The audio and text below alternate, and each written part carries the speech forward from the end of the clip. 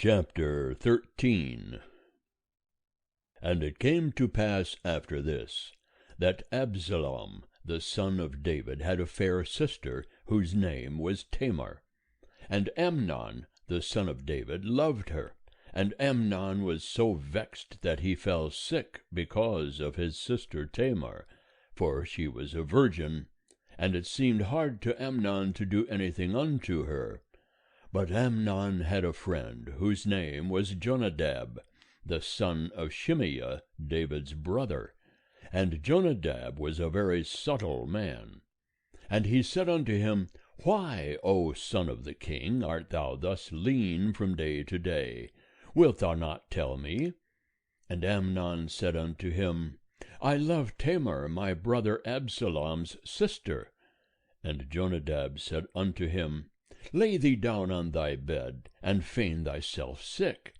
And when thy father cometh to see thee, say unto him, Let my sister Tamar come, I pray thee, and give me bread to eat, and dress the food in my sight, that I may see it, and eat it from her hand. So Amnon lay down, and feigned himself sick. And when the king was come to see him, Amnon said unto the king, Let my sister Tamar come, I pray thee, and make me a couple of cakes in my sight, that I may eat from her hand. Then David sent home to Tamar, saying, Go now to thy brother Amnon's house, and dress him food. So Tamar went to her brother Amnon's house, and he was laid down. And she took dough, and kneaded it, and made cakes in his sight, and did bake the cakes. And she took the pan, and poured them out before him, but he refused to eat. And Amnon said, Have out all men from me. And they went out, every man from him. And Amnon said unto Tamar, Bring the food into the chamber, that I may eat from thy hand. And Tamar took the cakes which she had made, and brought them into the chamber to Amnon her brother. And when she had brought them near unto him to eat, he took hold of her, and said unto her, Come, lie with me, my sister. And she answered him, Nay, my brother, do not force me, for no such thing ought to be done in Israel. Do not thou this folly. And I, whither shall I carry my shame? And as for thee, thou wilt be as one of the fools in Israel. Now therefore, I pray thee, speak unto the king, for he will not withhold me from thee. Howbeit he would not hearken unto her voice, but being stronger than she, he forced her, and lay with her. Then Amnon hated her with exceeding great hatred, for the hatred wherewith he hated her was greater than the love wherewith he had loved her. And Amnon said unto her, Arise, be gone. And she said unto him, Not so, because this great wrong in putting me forth is worse than the other that thou didst unto me. But he would not hearken unto her. Then he called his servant that ministered unto him, and said, Put now this woman out from me, and bolt the door after her. And she had a garment of divers colours upon her, for with such robes were the king's daughters that were virgins apparelled. Then his servant brought her out, and bolted the door after her. And Tamar put ashes on her head, and rent her garment of divers colours that was on her, and she laid her hand on her head, and went her way, crying aloud as she went. And Absalom her brother said unto her, Hath Amnon thy brother been with thee? But now hold thy peace, my sister, he is thy brother, take not this thing to heart. So Tamar remained desolate in her brother Absalom's house. But when King David heard of all these things, he was very wroth.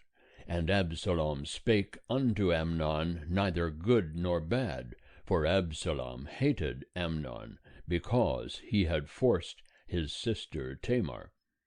And it came to pass after 2 full years, that Absalom had sheep shearers in Baal-hazor, which is beside Ephraim. And Absalom invited all the king's sons. And Absalom came to the king and said, Behold now, thy servant hath sheep shearers. Let the king, I pray thee, and his servants go with thy servant. And the king said to Absalom, Nay, my son, let us not all go, lest we be burdensome unto thee. And he pressed him. Howbeit he would not go, but blessed him.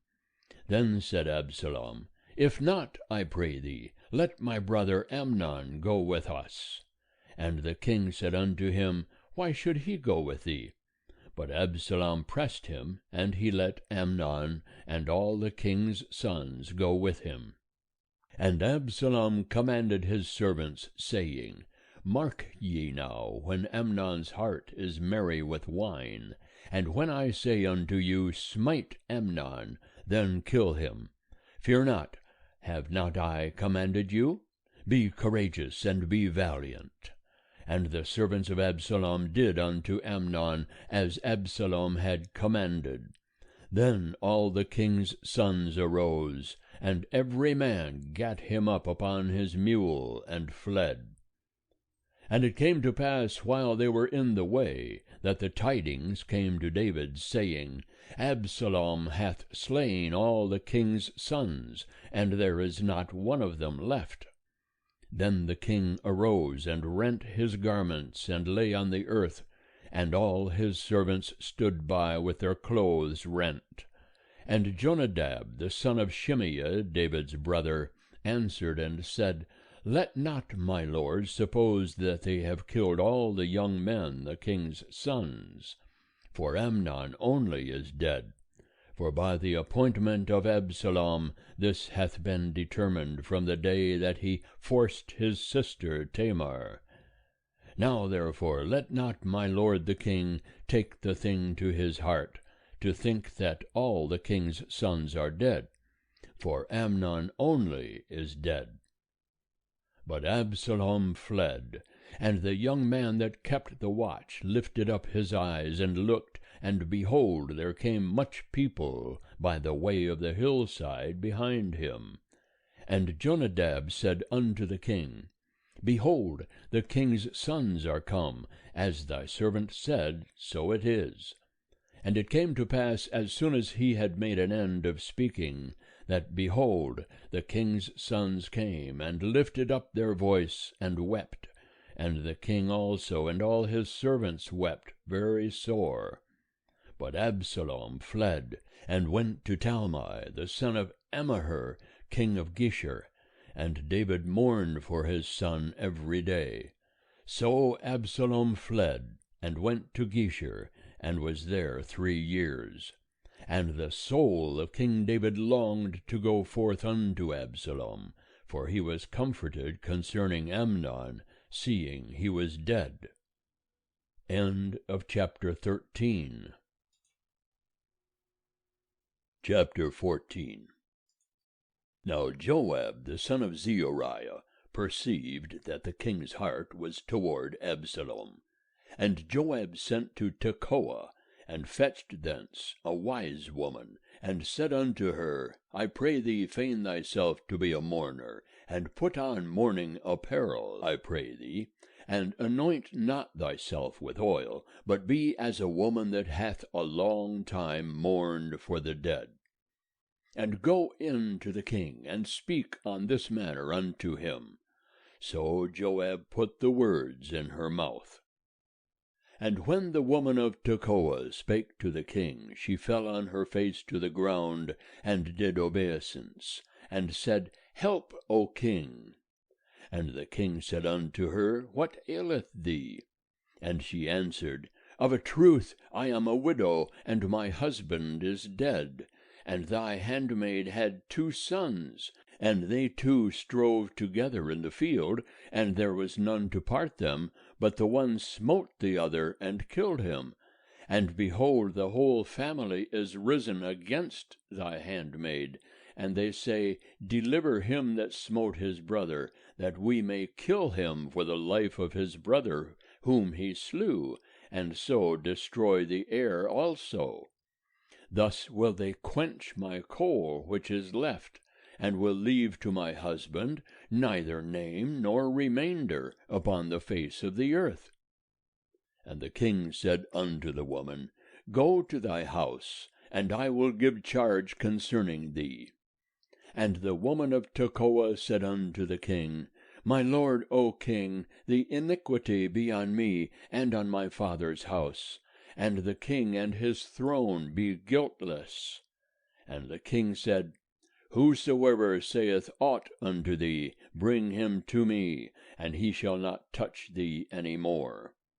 Then said she, I pray thee, let the king remember Jehovah thy God, that the avenger of blood destroy not any more, lest they destroy my son. And he said, As Jehovah liveth, there shall not one hair of thy son fall to the earth. Then the woman said, Let thy handmaid, I pray thee, speak a word unto my lord the king. And he said, Say on. And the woman said, Wherefore then hast thou devised such a thing against the people of God? For in speaking this word the king is as one that is guilty, in that the king doth not fetch home again his banished one. For we must needs die, and are as water spilt on the ground, which cannot be gathered up again. Neither doth God take away life, but deviseth means that he that is banished be not an outcast from him. Now therefore, seeing that I am come to speak this word unto my lord the king, it is because the people have made me afraid. And thy handmaid said, I will now speak unto the king. It may be that the king will perform the request of his servant, for the king will hear to deliver his servant out of the hand of the man that would destroy me and my son together out of the inheritance of God. Then thy handmaid said, Let, I pray thee, the word of my lord the king be comfortable, for as an angel of God, so is my lord the king to discern good and bad, and Jehovah thy God be with thee. Then the king answered and said unto the woman, Hide not from me, I pray thee, aught that I shall ask thee. And the woman said, Let my lord the king now speak. And the king said, Is the hand of Joab with thee in all this? And the woman answered and said, As thy soul liveth, my lord the king, none can turn to the right hand or to the left from aught that my lord the king hath spoken. For thy servant Joab he bade me, and he put all these words in the mouth of thy handmaid. To change the face of the matter hath thy servant Joab done this thing. And my lord is wise, according to the wisdom of an angel of God, to know all things that are in the earth. And the king said unto Joab, Behold now, I have done this thing. Go therefore, bring the young man Absalom back. And Joab fell to the ground on his face, and did obeisance, and blessed the king. And Joab said, Today thy servant knoweth that I have found favor in thy sight, my lord, O king, in that the king hath performed the request of his servant. So Joab arose, and went to Geshur, and brought Absalom to Jerusalem. And the king said, Let him turn to his own house, but let him not see my face. So Absalom turned to his own house, and saw not the king's face. Now in all Israel there was none to be so much praised as Absalom for his beauty. From the sole of his foot even to the crown of his head there was no blemish in him. And when he cut the hair of his head, now it was at every year's end that he cut it, because it was heavy on him, therefore he cut it. He weighed the hair of his head at 200 shekels after the king's weight. And unto Absalom there were born 3 sons and 1 daughter, whose name was Tamar. She was a woman of a fair countenance. And Absalom dwelt 2 full years in Jerusalem, and he saw not the king's face. Then Absalom sent for Joab to send him to the king, but he would not come to him. And he sent again a second time, but he would not come. Therefore he said unto his servants, See, Joab's field is near mine, and he hath barley there. Go and set it on fire. And Absalom's servants set the field on fire. Then Joab arose and came to Absalom unto his house, and said unto him, Wherefore have thy servants set my field on fire? And Absalom answered Joab, Behold, I sent unto thee, saying, Come hither, that I may send thee to the king, to say, Wherefore am I come from Geshur? It were better for me to be there still. Now therefore let me see the king's face, and if there be iniquity in me, let him kill me. So Joab came to the king, and told him. And when he had called for Absalom, he came to the king, and bowed himself on his face to the ground before the king, and the king kissed Absalom. End of chapter 14. Chapter 15. And it came to pass after this, that Absalom prepared him a chariot and horses, and 50 men to run before him. And Absalom rose up early, and stood beside the way of the gate. And it was so, that when any man had a suit which should come to the king for judgment, then Absalom called unto him, and said, Of what city art thou? And he said, Thy servant is of one of the tribes of Israel. And Absalom said unto him, See, thy matters are good and right, but there is no man deputed of the king to hear thee. Absalom said, Moreover, O that I were made judge in the land, that every man who hath any suit or cause might come unto me, and I would do him justice. And it was so, that when any man came nigh to do him obeisance, he put forth his hand, and took hold of him, and kissed him. And on this manner did Absalom to all Israel that came to the king for judgment. So Absalom stole the hearts of the men of Israel. And it came to pass at the end of 40 years, that Absalom said unto the king, I pray thee, let me go and pay my vow, which I have vowed unto Jehovah in Hebron. For thy servant vowed a vow while I abode in Geshur in Syria, saying, If Jehovah shall indeed bring me again to Jerusalem, then I will serve Jehovah. And the king said unto him, Go in peace. So he arose and went to Hebron. But Absalom sent spies throughout all the tribes of Israel, saying, As soon as ye hear the sound of the trumpet, then ye shall say, Absalom is king in Hebron. And with Absalom went 200 men out of Jerusalem that were invited, and went in their simplicity, and they knew not anything. And Absalom sent for Ahithophel the Gilonite, David's counselor, from his city, even from Gilo, while he was offering the sacrifices. And the conspiracy was strong, for the people increased continually with Absalom. And there came a messenger to David, saying, The hearts of the men of Israel are after Absalom. And David said unto all his servants that were with him at Jerusalem, Arise, and let us flee, for else none of us shall escape from Absalom. Make speed to depart, lest he overtake us quickly, and bring down evil upon us, and smite the city with the edge of the sword.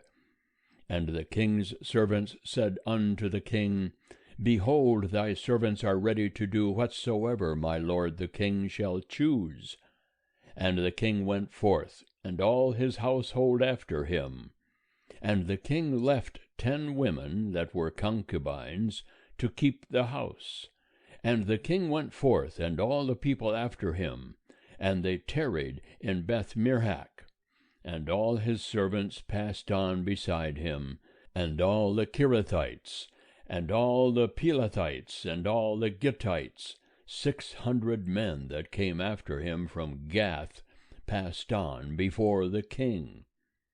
Then said the king to Ittai the Gittite, Wherefore goest thou also with us? Return, and abide with the king. For thou art a foreigner, and also an exile. Return to thine own place. Whereas thou camest but yesterday, should I this day make thee go up and down with us, seeing I go whither I may? Return thou, and take back thy brethren. Mercy and truth be with thee. And Ittai answered the king, and said, As Jehovah liveth, and as my lord the king liveth, surely in what place my lord the king shall be, whether for death or for life, even there also will thy servant be. And David said to Ittai, Go and pass over. And Ittai the Gittite passed over, and all his men, and all the little ones that were with him. And all the country wept with a loud voice, and all the people passed over. The king also himself passed over the brook Kidron, and all the people passed over toward the way of the wilderness. And lo, Zadok also came, and all the Levites with him, bearing the ark of the covenant of God. And they set down the ark of God, and Abiathar went up until all the people had done passing out of the city. And the king said unto Zadok, Carry back the ark of God into the city. If I shall find favor in the eyes of Jehovah, he will bring me again, and show me both it and his habitation. But if he say thus, I have no delight in thee, behold, here am I, let him do to me as seemeth good unto him. The king said also unto Zadok the priest, Art thou not a seer? Return into the city in peace, and your 2 sons with you, Ahimaaz thy son, and Jonathan the son of Abiathar. See, I will tarry at the fords of the wilderness, until there come word from you to certify me. Zadok therefore and Abiathar carried the ark of God again to Jerusalem, and they abode there. And David went up by the ascent of the Mount of Olives, and wept as he went up. And he had his head covered, and went barefoot, and all the people that were with him covered every man his head, and they went up, weeping as they went up. And one told David, saying, Ahithophel is among the conspirators with Absalom. And David said, O Jehovah, I pray thee, turn the counsel of Ahithophel into foolishness. And it came to pass that when David was come to the top of the ascent, where God was worshipped, behold, Hushai the Archite came to meet him with his coat rent, and earth upon his head. And David said unto him, If thou passest on with me, then thou wilt be a burden unto me. But if thou return to the city, and say unto Absalom, I will be thy servant, O king, as I have been thy father's servant in time past, so will I now be thy servant. Then wilt thou defeat for me the counsel of Ahithophel. And hast thou not there with thee Zadok and Abiathar the priests? Therefore it shall be, that what thing soever thou shalt hear out of the king's house, thou shalt tell it to Zadok and Abiathar the priests. Behold, they have there with them their 2 sons, Ahimaaz Zadok's son, and Jonathan Abiathar's son. And by them ye shall send unto me everything that ye shall hear. So Hushai, David's friend, came into the city, and Absalom came into Jerusalem. End of chapter 15.